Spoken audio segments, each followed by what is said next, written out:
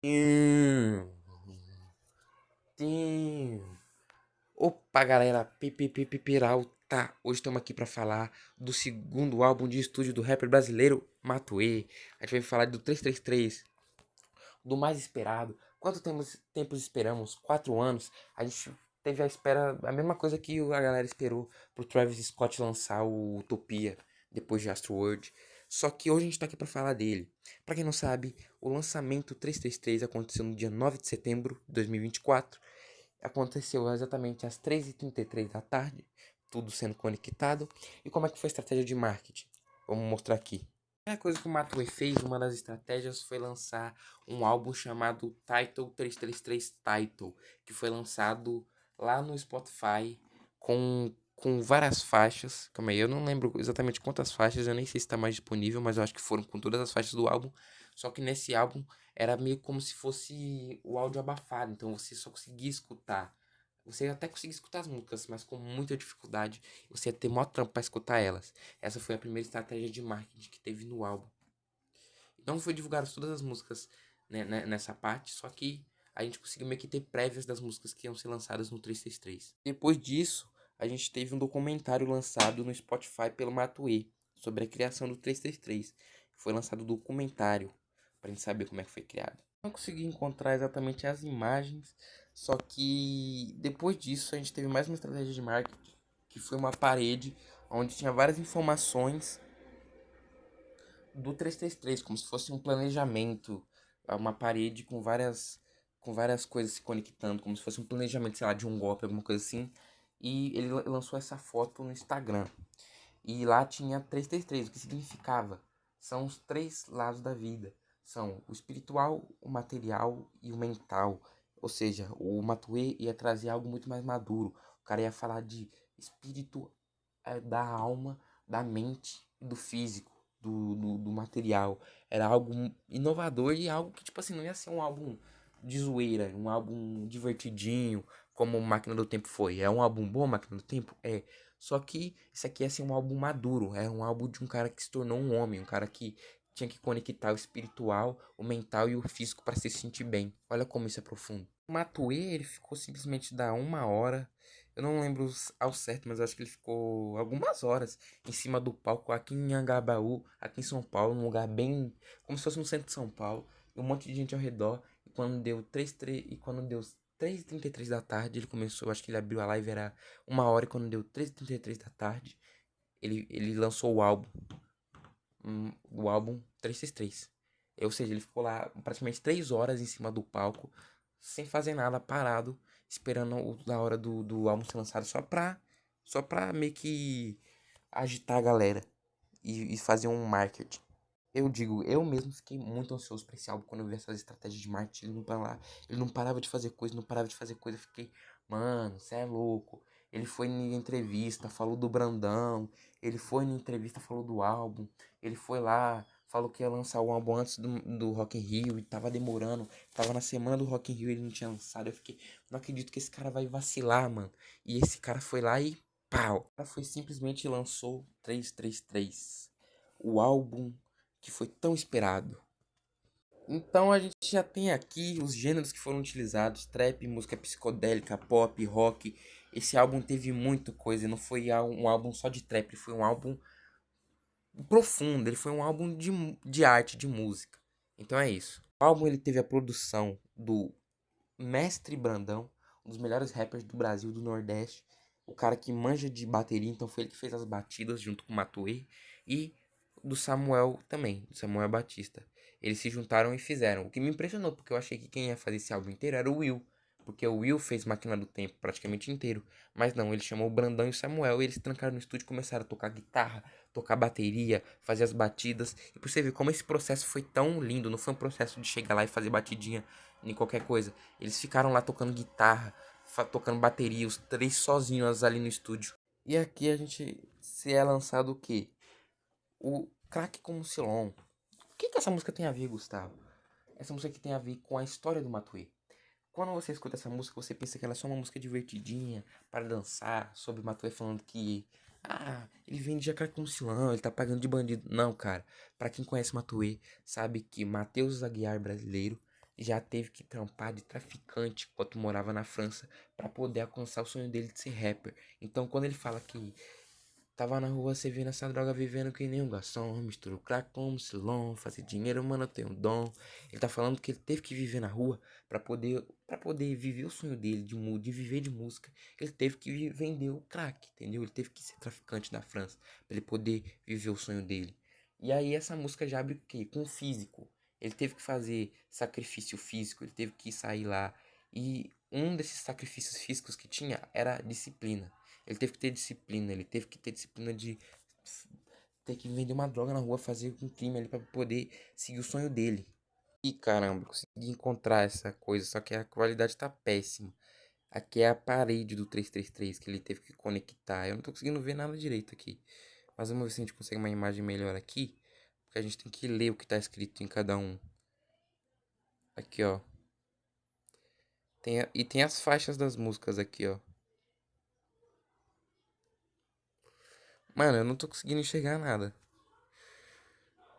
É, realmente, eu vou ter que explicar sem ter que ver pela foto.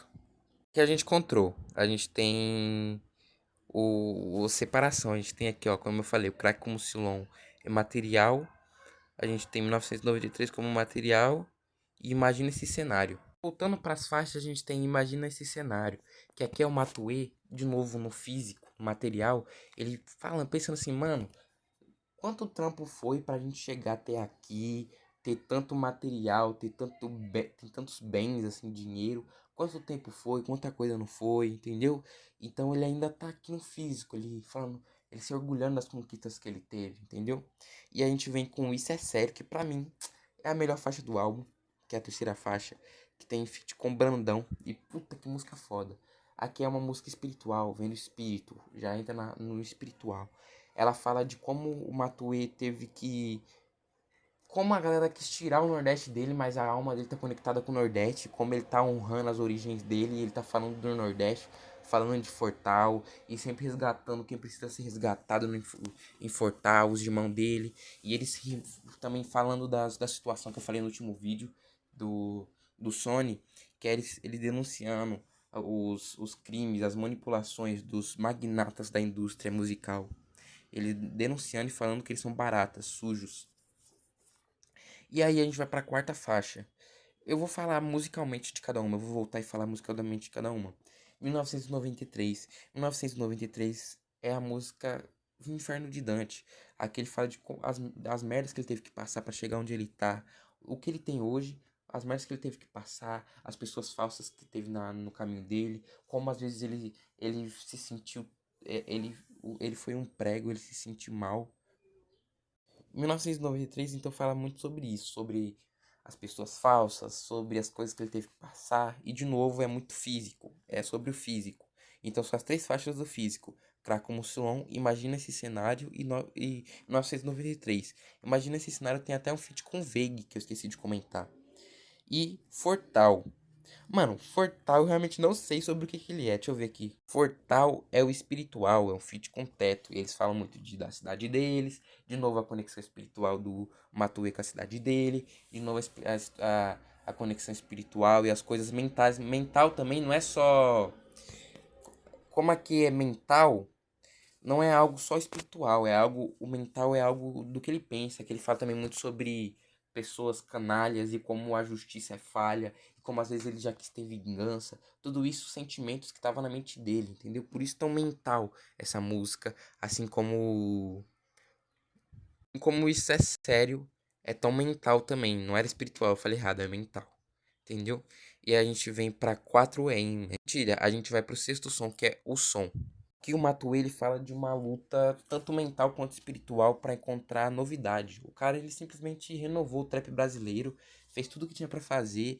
E como é que ele ia encontrar um novo som dele? Como ele ia encontrar o som para ele é a paz, ele cura tudo, a música é a paz dele. Só que ele já fez tudo que ele tinha para fazer no trap, no gênero musical, então ele tinha que encontrar uma nova coisa.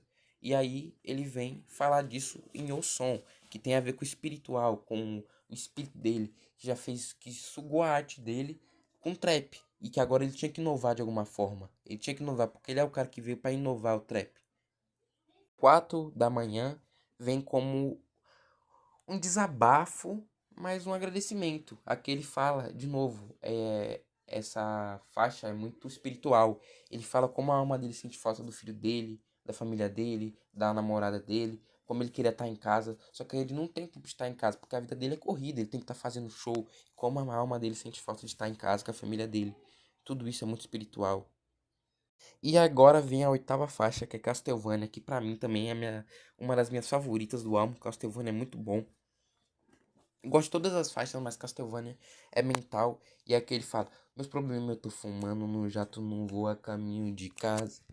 Eu pus 20k no bolso, 20k no outro pra gastar com nada. Aqui ele fala como, tipo, a mente dele, o sucesso veio como um sentimento bom na mente dele, como agora ele pode comprar o que ele quiser. Que em 4 da manhã ele fala como a fama pode te deixar vazio, sem família. Só que no Castlevania veio os problemas e também as qualidades da fama. Que ele tem um jato, que ele tem carro, que ele tem dinheiro. Essa essência trap, né? E essa faixa é maravilhosa. Aí a gente vem pra nona faixa, que é V de Vilão, que é uma faixa muito pesada. Essa faixa que ela foge um pouco do segmento do álbum.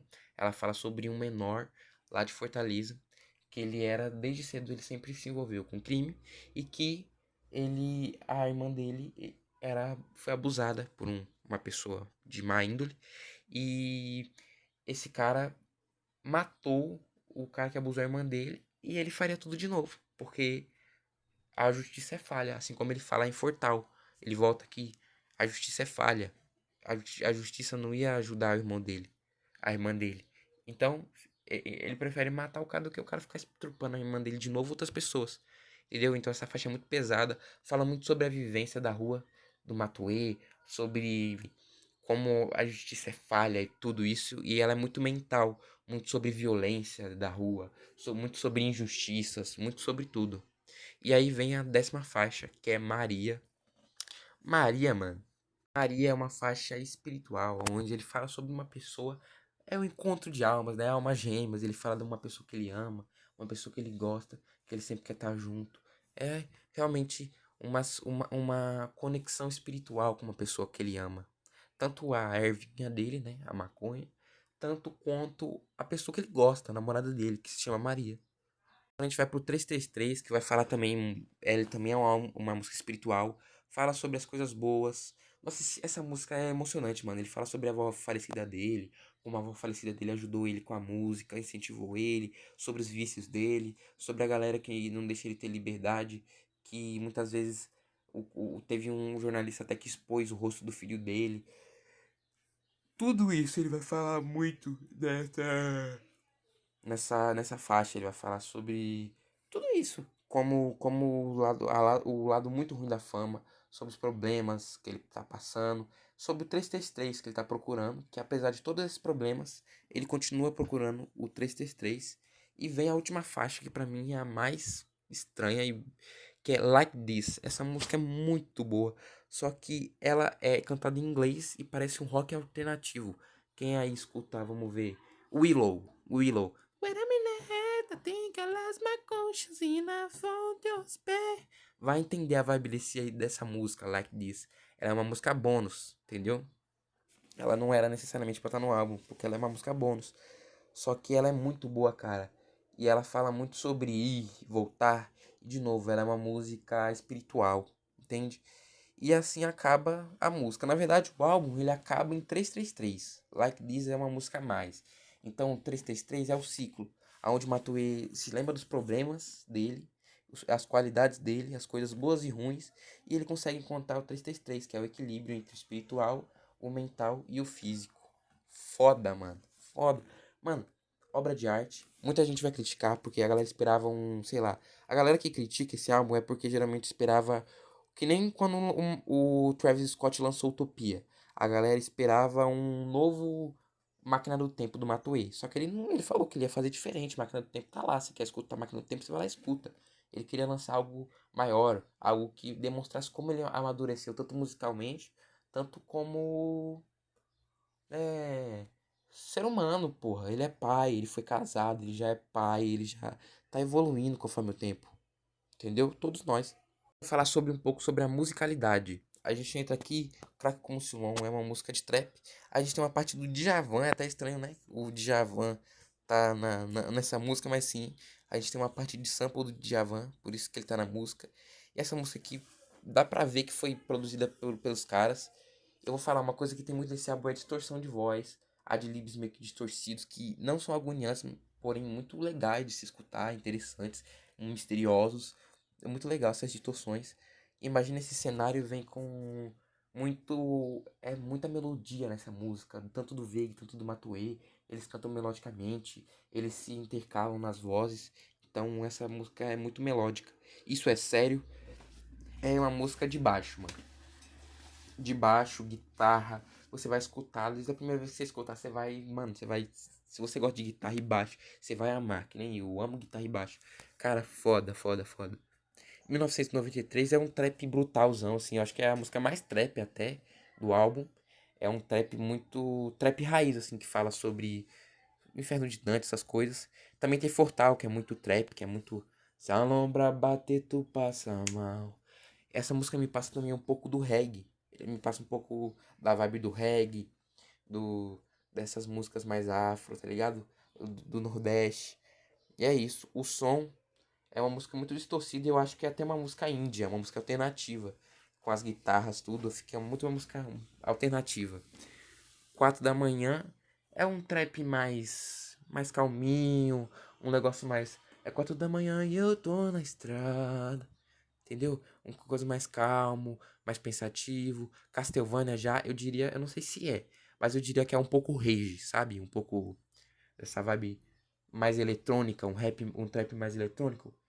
Meus problemas, eu tô fumando um negócio muito mais trap, mas não tão trap brutal como o 1993 Furtar. É um trap mais eletrônico. Um rage que tá surgindo agora. V de Vilão, de novo, é um rap brutalzão, porque ele fala de um tema muito sensível. Maria é uma música calma, uma música mais alternativa, mais R&B até eu diria. 333 é uma música também mais R&B, mais alternativa. E Like This é um rock alternativo, ou seja, aqui o Matuê, ele utiliza sim do trap, mas ele tem rock alternativo, música alternativa em geral, e até pode dizer assim um pouco do pop, um pop alternativo. E isso não faz do álbum ruim, e um álbum que não é de trap, não, é um álbum de um artista que faz trap, mas é um álbum de um músico, de um cara que explora a música, de um cara que ama a música, não só o trap. Então, se você quer um álbum de puro trap, vai escutar Main Street, mano. Porque isso aqui é sobre evolução espiritual, musicalidade. Eu vou te falar, não tem uma música ruim nesse álbum. Eu não consegui encontrar uma música ruim. Todas são boas, entendeu? Mas se você é o cara chato que só gosta de trap, aí eu só escuto trap. Isso aí pra mim é pop. Mano, não escuta esse álbum. Porque esse álbum é sobre musicalidade, entendeu? E é isso, galera. Se você gostou do vídeo, deixa o like. Essa foi minha grande análise sobre esse álbum maravilhoso 333. Mano, eu quero um dia poder fazer um álbum desse, um álbum que toque espiritualmente, mentalmente, espiritualmente, fisicamente. É um álbum que ele vai além, eu acho que ele quebra uma parede da música, ele vai pra uma evolução. É um álbum que se você escutar, eu escutei, eu tô tendo um processo de evolução, ele tá me ajudando a evoluir como ser humano, tanto mentalmente, fisicamente, espiritualmente, entendeu? Então eu aconselho que você escute o álbum, porque ele é maravilhoso. É isso, galera. Se você gostou, deixa o like. Esse é mais um vídeo do canal Luiz, e é isso aí.